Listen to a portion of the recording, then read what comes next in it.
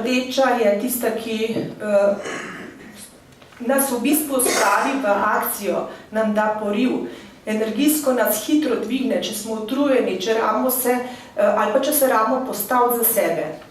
Za rdečo barvo je tudi značilno, da je v bistvu skoraj v vseh kulturah ima dokaj podobno simbolno vrednost. Jaz sem na to temo rdeče barve in njene apotropejske vloge tudi pisala diplomsko nalogo.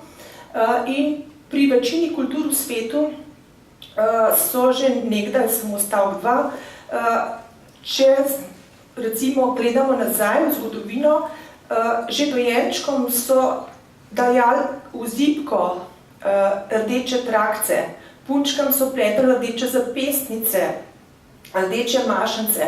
To je bilo vse zaščita v energijskem smislu, zaščita pred zlemi uroki, negativnimi silami ali pa pred zlim pogledom.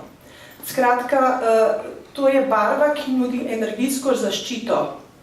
Ravno tako tudi črna nas tudi, čeprav ni nekako opevana, ampak nam omogoča, nas tudi varuje. Na dolgi rok seveda ne. Če imamo preveč črne barve, smo seveda skozi zaščiteni in potem tudi naše energijsko telo se ne more čistiti. Tako da rdeča predstavlja vidik fizične in spolne moči.